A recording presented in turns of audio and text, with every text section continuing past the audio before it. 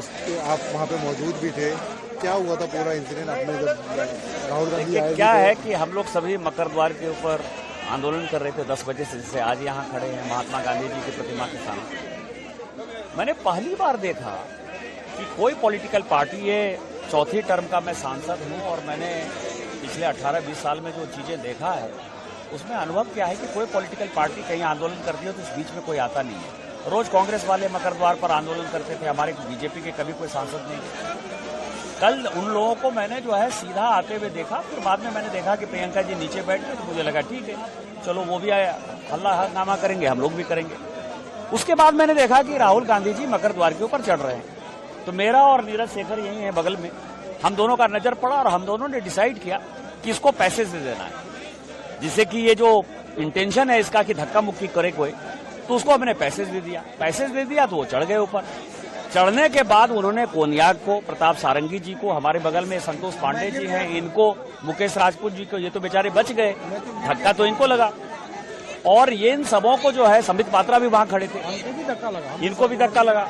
तो सबको जो है उन्होंने, मतलब आप समझिए कि गुंडागर्दी की जो पराकाष्ठा थी, जब वो चढ़ गए ऊपर तो फिर उनको धक्का मारने की ऊपर आवश्यकता नहीं थी।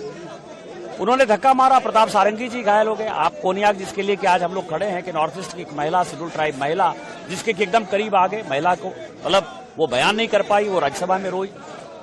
और उसके बाद वो संसद की तरफ चले गए और फिर संसद की तरफ से आकर प्रताप सारंगी जी, जिनको हम लोग व्हील चेयर पर बैठाए हुए थे, डॉक्टर देख रहा है उनको, वहां आकर कह रहे कि ही पुस्ट मी, ही पुस्ट मी, ही पुस्ट मी। आप समझिए कि एरोगेंसी की एक पराकाष्ठा है। और पहली बार मुझे किसी पॉलिटिकल पार्टी में एक जो घटियापनी, गुंडागर्दी या गांधी परिवार का जो ये है कि हम राजा हैं, हमारे सामने कोई नहीं है, उसका काला चेहरा कल हमने देखा। और जिस तरह हमारे सांसदों के साथ उसने धक्का मुक्की की, दुर्व्यवहार किया, और उसके बाद उसमें जो कोई रिमोर्स नहीं था, ये मेरे संसदीय जीवन की ये पहली घटना थी। और मैं इसको मानता हूं कि 2001 में इसी दिसंबर के महीने में 13 दिसंबर को पाकिस्तान ने हमारे संसद पर हमला किया था। 19 दिसंबर को गांधी परिवार ने 2024 में उन चीजों को दोहराया और अब तो वो अर्बन नक्सल की तरह यहां घुस गया है। कल देवेंद्र फडणवीस जी ने जो कल बयान दिया है महाराष्ट्र के असेंबली में, वो बहुत ही डिजास्टरस है कि अर्बन नक्सलवाद के साथ, विदेशी लोगों के साथ काठमांडू में किस तरह से मीटिंग हुई।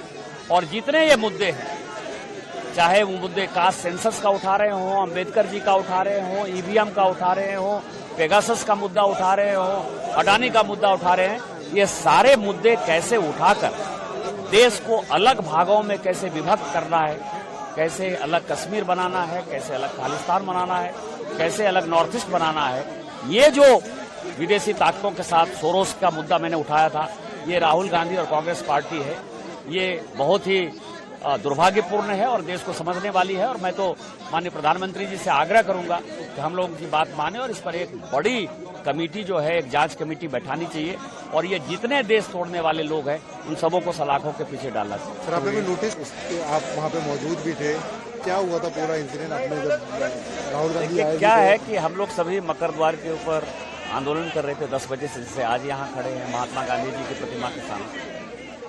मैंने पहली बार देखा कि कोई पॉलिटिकल पार्टी, ये चौथी टर्म का मैं सांसद हूं और मैंने पिछले 18-20 साल में जो चीजें देखा है उसमें अनुभव क्या है कि कोई पॉलिटिकल पार्टी कहीं आंदोलन करती है तो इस बीच में कोई आता नहीं है। रोज कांग्रेस वाले मकर द्वार पर आंदोलन करते थे, हमारे बीजेपी के कभी कोई सांसद नहीं थे।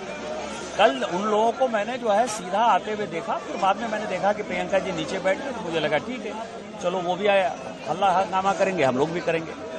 उसके बाद मैंने देखा कि राहुल गांधी जी मकर द्वार के ऊपर चढ़ रहे हैं, तो मेरा और नीरज शेखर यही है बगल में, हम दोनों का नजर पड़ा और हम दोनों ने डिसाइड किया कि इसको पैसेज दे देना है, जिससे कि ये जो इंटेंशन है इसका कि धक्का मुक्की करे कोई, तो उसको हमने पैसेज दे दिया। पैसेज दे दिया तो वो चढ़ गए ऊपर। चढ़ने के बाद उन्होंने कोनियाक को, प्रताप सारंगी जी को, हमारे बगल में संतोष पांडे जी हैं, इनको, मुकेश राजपूत जी को, ये तो बेचारे बच गए, धक्का तो इनको लगा। और ये इन सबों को जो है, संबित पात्रा भी वहां खड़े थे, इनको भी धक्का लगा।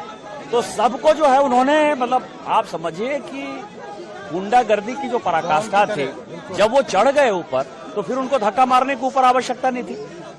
उन्होंने धक्का मारा, प्रताप सारंगी जी घायल हो गए। आप कोनियाक जिसके लिए कि आज हम लोग खड़े हैं कि नॉर्थ ईस्ट की एक महिला, शेड्यूल ट्राइब महिला, जिसके कि एकदम करीब आ गए, महिला को मतलब वो बयान नहीं कर पाई, वो राज्यसभा में रोई और उसके बाद वो संसद की तरफ चले गए और फिर संसद की तरफ से आकर प्रताप सारंगी जी, जिनको हम लोग व्हील चेयर पर बैठाए हुए थे, डॉक्टर देख रहा है उनको, वहां आकर कह रहे कि ही पुस्ट मी, ही पुस्ट मी, ही पुस्ट मी।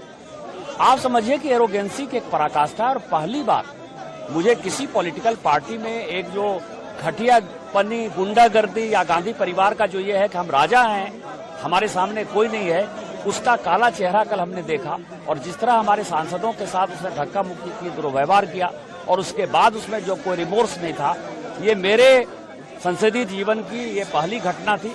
और मैं इसको मानता हूं कि 2001 में इसी दिसंबर के महीने में 13 दिसंबर को पाकिस्तान ने हमारे संसद पर हमला किया था। 19 दिसंबर को गांधी परिवार ने 2024 में उन चीजों को दोहराया और अब तो वो अर्बन नक्सल की तरह यहां घुस गया है।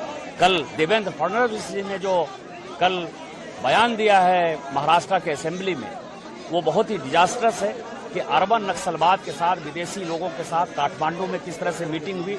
और जितने ये मुद्दे हैं, चाहे वो मुद्दे कास्ट सेंसस का उठा रहे हों, अंबेडकर जी का उठा रहे हों, ईवीएम का उठा रहे हों, पेगासस का मुद्दा उठा रहे हों, अडानी का मुद्दा उठा रहे हैं, ये सारे मुद्दे कैसे उठाकर देश को अलग भागों में कैसे विभक्त करना है, कैसे अलग कश्मीर बनाना है, कैसे अलग खालिस्तान बनाना है, कैसे अलग नॉर्थ ईस्ट बनाना है, ये जो विदेशी ताकतों के साथ सोरोस का मुद्दा मैंने उठाया था, ये राहुल गांधी और कांग्रेस पार्टी है, ये बहुत ही दुर्भाग्यपूर्ण है और देश को समझने वाली है। और मैं तो माननीय प्रधानमंत्री जी से आग्रह करूंगा कि हम लोग की बात माने और इस पर एक बड़ी कमेटी जो है, एक जांच कमेटी बैठानी चाहिए और ये जितने देश तोड़ने वाले लोग हैं उन सबों को सलाखों के पीछे। अगर आप ये वीडियो YouTube पर देख रहे हैं तो हमारे चैनल को सब्सक्राइब कर बेल आइकन दबाएं और Facebook पर देख रहे हैं तो हमारे पेज को लाइक करें।